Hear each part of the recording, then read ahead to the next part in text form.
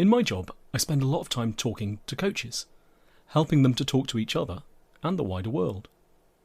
It's all about sharing great practice, developing the profession, and making coaching even more effective. It's fascinating, and it's often fun, but it's really only the start of the story. Because coaching is about the client's agenda. It's about the people we help. So what do they think about it? How has coaching really impacted their lives?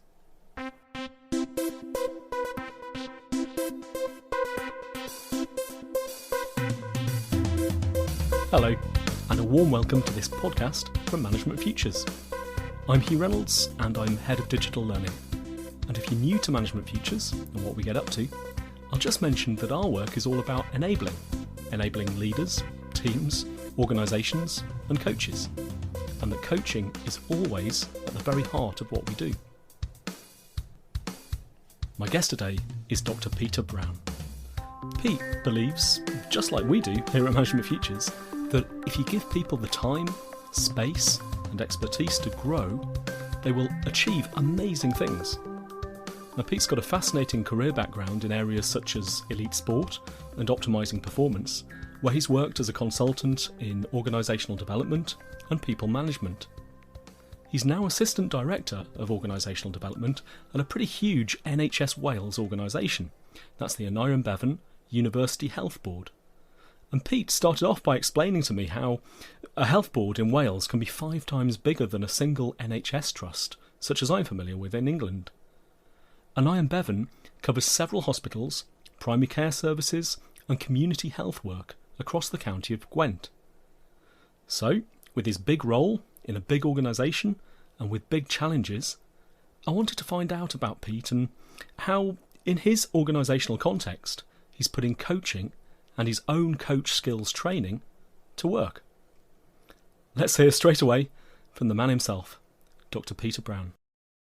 It's a really big organisation, very complex, lots of moving parts. But in essence, my role is to lead the organisational development portfolio. So within that portfolio, there are several parts, which I'll just touch on briefly. So we, I guess, hold the reins for the organisational approaches to talent and succession planning, learning and development, culture and staff engagement, how we develop and retain people and teams. And in addition to that, a couple of other areas such as equality, diversity and inclusion, Welsh language, because in Wales there's a legal requirement for public sector bodies to have Welsh language teams. There's a series of standards set by the Welsh Commissioner we have to meet as public bodies. We also work in that primary and community care space.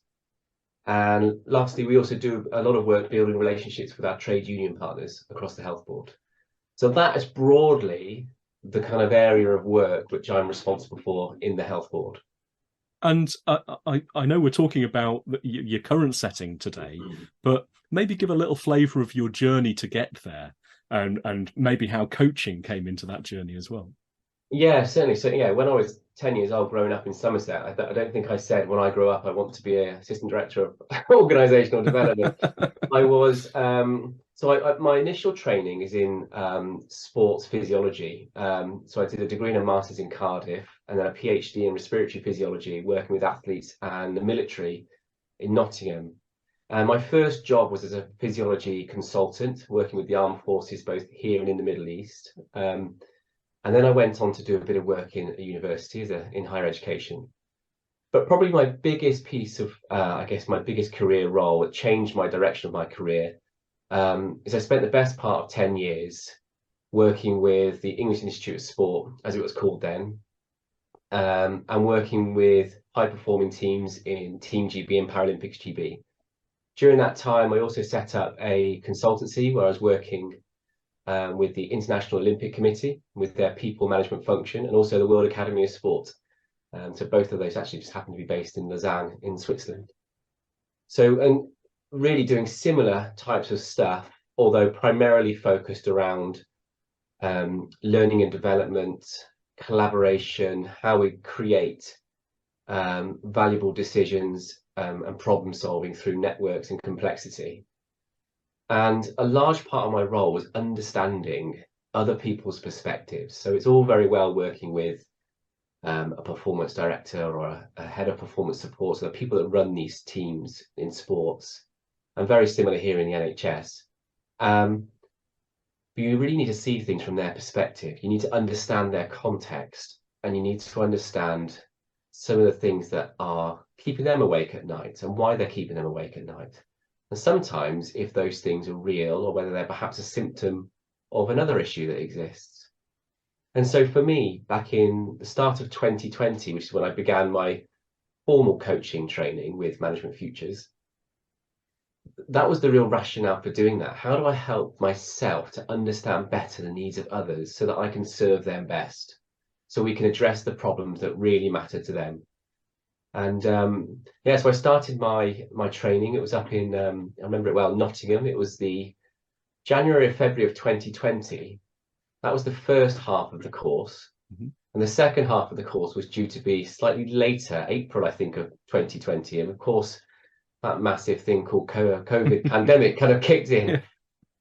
So the second half of the program was online, which I know, we were grappling with, and I'm sure your teams were grappling with at the same time. But actually, it actually afforded me a brilliant opportunity, because all of a sudden we were kicked into this world of Zoom and Teams and so on, which enabled me to do so much coaching online and get so much practice, which I probably wouldn't have realized I could have done if it wasn't for the pandemic coming upon us. Yeah, that's really interesting you mentioned that, Pete, because as a result of going online during COVID, and we were doing bits and pieces of that before COVID, we still do it. So people have the choice now whether to do a mixed program, a face-to-face and virtual, or come and do a virtual version of that intensive coaching skills course. So really good to get your perspective on that.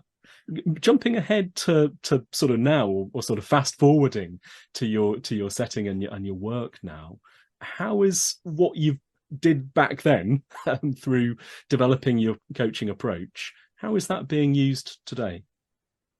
So coaching skills are already been broadly delivered as it is through learning and development modules within the Health Board. Although it tends to be at a entry level. What we find, I think, within the NHS is people are incredibly busy. People are also extremely highly trained. And I think a combination of those two things means that they rarely stop to think, and often to gain help in reflecting. And I think that's an issue, because when you're highly trained in a particular way of thinking, which is often quite linear, so I guess you may call it clinical reasoning, it's very difficult to see things from different perspectives. It's very difficult to not do what you've always done, because doing what you've always done has typically got good results. Otherwise, you wouldn't be an experienced clinician. And what I find is that when you start to interrupt people's busyness and fast pace of making decisions and apply coach-like approaches, it has huge effects, beneficial effects on the issues that they're facing. So I've got some great examples of how this has worked on a one-to-one basis. So we now do coaching across a series of different professional groups, and so that could be with the executives. So I guess you'd call that genuine executive coaching, senior level coaching, but also in different staff groups. So for example, we have a nursing leadership program called the Nursing Academy, where they all have leadership development associated coaching along with that. And the one that I've been involved in most is with our clinical directors. Mm-hmm. So our clinical directors are senior consultants, very experienced, and they go from being a peer to running a department. And the role which they take is either one in which they stepped back last and ended up getting, mm-hmm. or they've taken it perhaps to stop somebody else from getting it. Because you go from being part of the team to leading the team on a 3-year rolling term. Some of the the feedback we've heard from that role is you go from kind of doing a clinical job really well to suddenly having to know everything from workforce planning to HR processes to team building and team development. And all of a sudden you start to feel the need for having coach-like skills in that role, because you're no longer being a linear clinical reasoning clinician. You're now starting to be a leader of a group of people, which quite often feels like herding cats. And so having those skills is incredibly valuable. So with that clinical director role, I think there's around in total 60 across the health board. We were working really closely with the medical director to try and understand how we can best support that group of people, because they get a huge amount of clinical training, very, very little, if not no, leadership training. And so I kind of put coach skills within that leadership development space. And so what we tried to do is we co-created a leadership program with them. And the program was informed by insight from questionnaire from them, one-to-one interviews, focus groups. We tried to make it really, really pointy to what they needed. So we ended up with having, what we wanted to do is create business literate clinical leaders.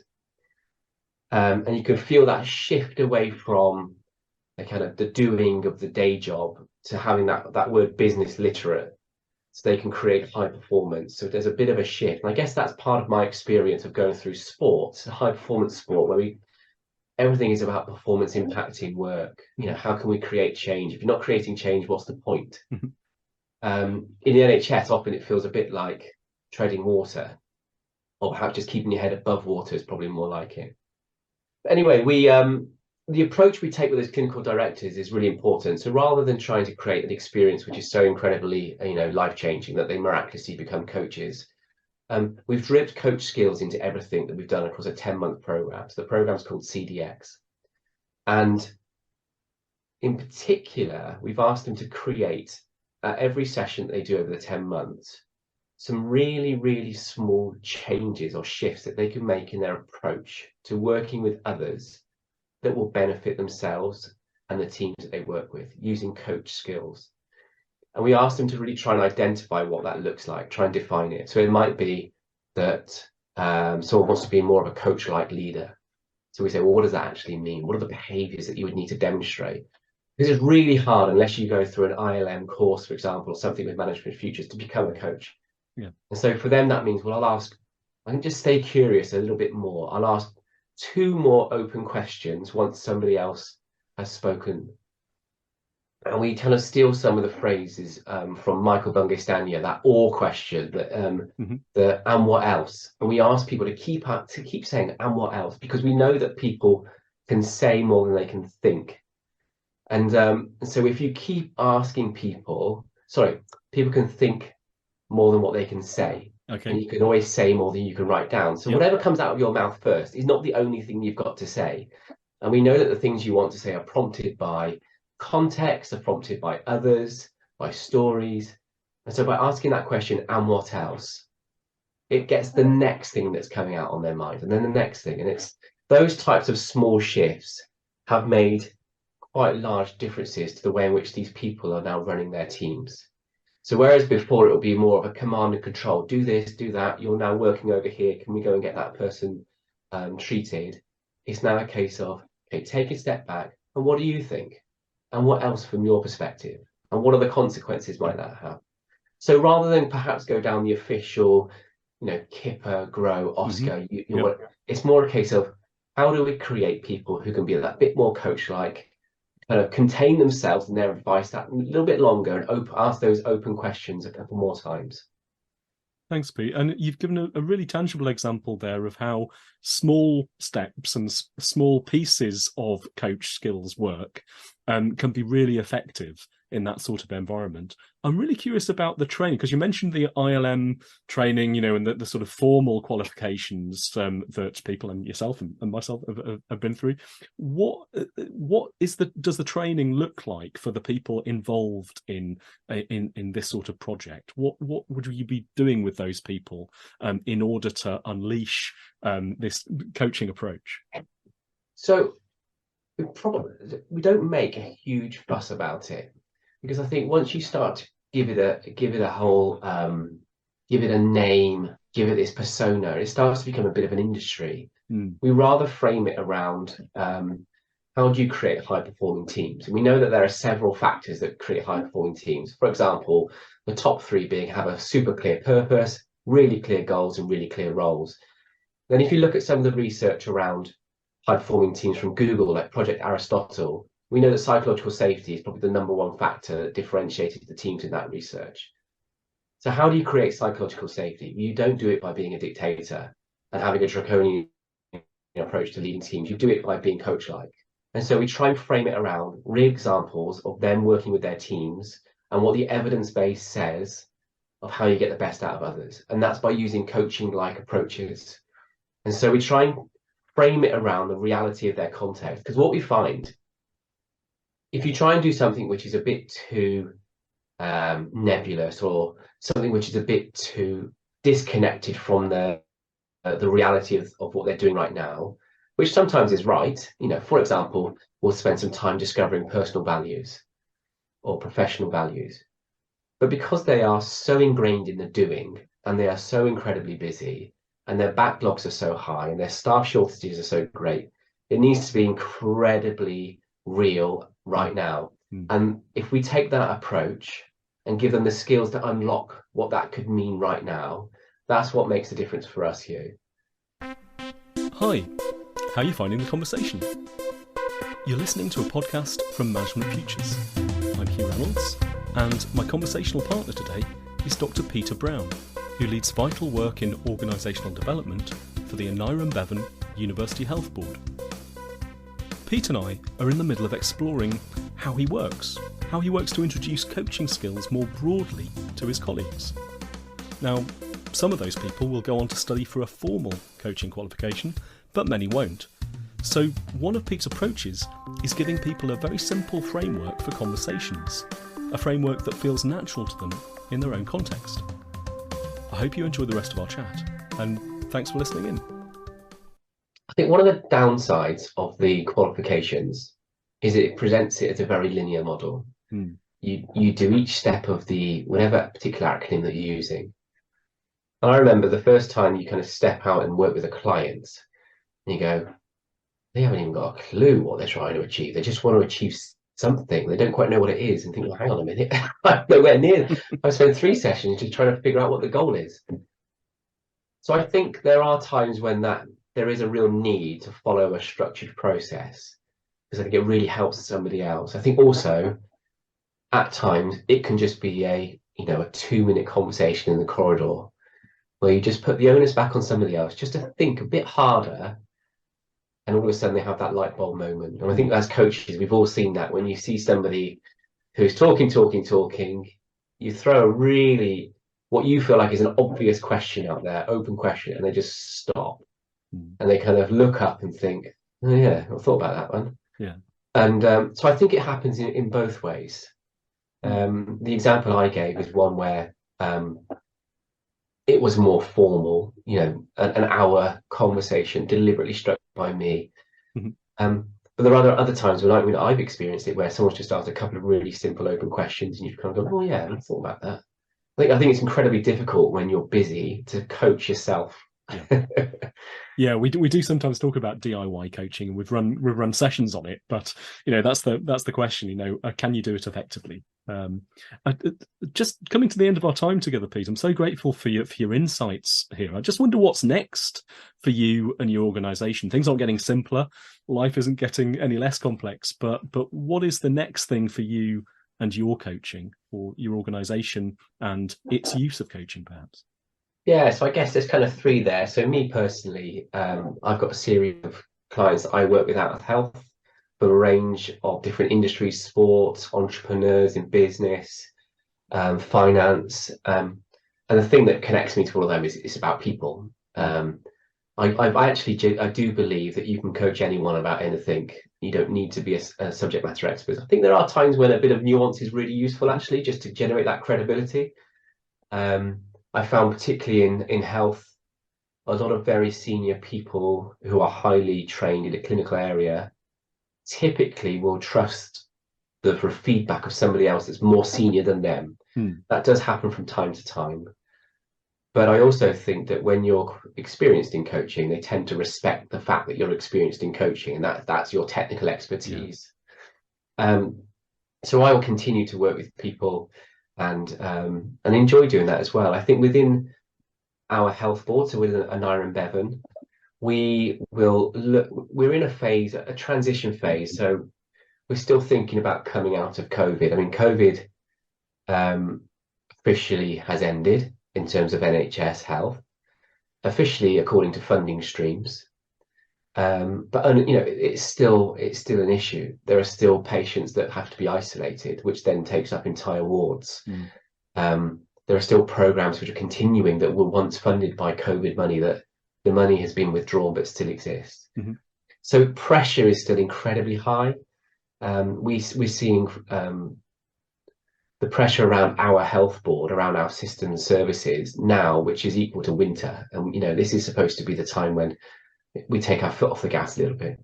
So some of that context is important. So we're in the process of refreshing everything across our learning and development offer, and where coaching sits with it, and how we can make coaching skills in the pocket of everybody. And I think at one end, we need to embrace some kind of online learning. So we have an online platform, but we're trying to explore that, how that can work for our people. And the reason I say that is because not everybody has access to a laptop. We have 16,000 staff. They've all got a phone, but we have people perhaps who are porters, who they walk people around all day long. They don't have a computer. Nurses don't have it. There's one computer perhaps on a ward which they all share. And so online learning is often quite difficult. So we need to think of solutions around how we bring coaching skills to everybody who may or may not have a computer. We need to think about what is the stuff that people should just know, just get an insight into. What are the things that people should really understand if they're starting to do a bit more within this? And what are the things that people need to actually become trained in and become a bit more expert in? And for us, I think it will start with starting to redesign the training approaches at those senior levels. So clinical directors, consultants, their managers who are divisional directors, so they manage the entire divisions, and then their managers who are on the executive board. And I think if we can start there, and then the rest hopefully will begin to trickle down. What we also have in parallel is a leadership approach within NHS in Wales, which is called compassionate leadership, which is the framework presented by Michael West. So there's an awful lot of resources which can come with that. One of the key resources is a model of compassionate leadership, which talks about 4 things. It talks about listening, understanding, empathizing, and supporting. So listening is that, like Stephen Covey said, seek first to understand and to be understood. Understanding, really exploring somebody's context and trying to see it through their eyes. Empathizing, so putting yourself in their shoes. And then lastly, supporting. So how do you enable somebody else? It might be unblocking particular things. It might be providing resource, coaching. But you can see through that compassionate leadership model, it's essentially a coaching model. And so if we can then piggyback on the back of that and bring coaching skills in through compassionate leadership, which is an NHS Wales wide approach, that's going to, I think, give us quite a large bang for our buck. So a mixture of developing specific skills-based work, encouraging those that want to do qualifications, and then also piggybacking on by stealth the compassionate leadership framework, which is kind of dripping through Wales at the moment. Thanks, Pete. You've really sort of summed up all the ways that coaching might sort of encroach on your work, and this idea of getting it in people's pockets and getting skills and knowledge in people's pockets, whatever their resources, whatever their situation. That really hits home very, very hard to me in this sort of way that we're interested in democratizing coaching and liberating some of it, so that it's not just at the top level and not just resting on trickle down, but more integrated. And you've given a really good sense of that in our short talk today. Sorry we haven't got more time to go into it in depth, but I know there'll be so much that listeners will have got out of that. Have you got any sort of final sort of advice for anybody who wants to get into coaching? You know, they might be in a different place to you and the health board and I Am Bevan. So what's your advice about just making an inroad into a coaching approach? I think my kind of top tip would be, when you're speaking to somebody else, contain your own opinion for as long as you possibly can. Because what somebody is saying to you right now is just the surface. And ask as many open questions as you possibly can, because you will start to unravel things. And then the basic skills you get taught on these courses of summarizing is just so incredibly powerful. And repeating back to people, paraphrase essentially what they've just said. So that's really important. And some of the work that I found really both engaging and useful is the work by Michael Bungay-Stanier. So he started a company called Box of Crayons in California, but it's got a great TED talk and a brilliant book called I've forgotten what his book's called now. We'll find it. We'll put the resource alongside wherever this I'm looking on my bookshelf thinking, where's it gone? We'll get it to the people, don't you worry. Or you can edit that bit out. And so the work by Michael Bungay-Stanier, his TED Talk's really, really useful. He talks about your advice monster and how you can just contain that advice monster as long as possible. And just realize that we're all hardwired to try and respond and solve and fix. So if you can try and do that, it's really helpful. And just ask that simple question, the awe-inspiring question, and what else? And what else? Thank you so it's much. So simple, but the most powerful question you can possibly ask.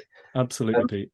And then the second thing is, it feels quite uncomfortable at times. And I think the biggest mistakes I made when I started coaching is I had conversations that sounded more like a chat between two friends at the pub than a coach and a client, or a coach and a coachee, or whatever it might be, a manager and an employee. Try, if you can, to certainly mimic their behavior and their language, but be the coach. So don't be afraid of really nailing down what their goal might be. Even if it's vague, getting a goal, asking them what is it they want to get from the conversation, and being quite explicit about that, because otherwise you're just having a chat. And if you want to make a difference, these things need to have an anchor, which will be the goal, the actions, the outcomes, whatever it might be. So those two are probably my two top tips. Thank you, Pete. Thanks. And getting the right hat on, or knowing what hat you're wearing in the role that you're taking in a conversation, I think that's so important. Thanks so much for stressing that. And we'll summarize this. We'll make sure that the resources you've mentioned are available to people. I'd just like to thank you and your advice monster today for you've let your advice monster out a little bit today. As well as talking exactly. And we're all going to manage our advice monsters better after hearing you and hearing this. So thanks to you, thanks to your organisation and I Am Bevan Health Board, and all the wonderful things that you're doing there. And I'd love to catch up again sometime to see how it's going and see how coaching is going. Thanks, Hugh. Pleasure being with you. Cheers. Take care. Just to reiterate my immense thanks to Pete and his colleagues at I Am Bevan Health Board for enabling and leading this conversation about putting coaching to work for and within the vital health services they provide. If you'd like to progress your own coaching journey or discover what else we're up to in this developmental space, do check us out online or drop a line to info@managementfutures.co.uk. That's info@managementfutures.co.uk. Until next time, take care.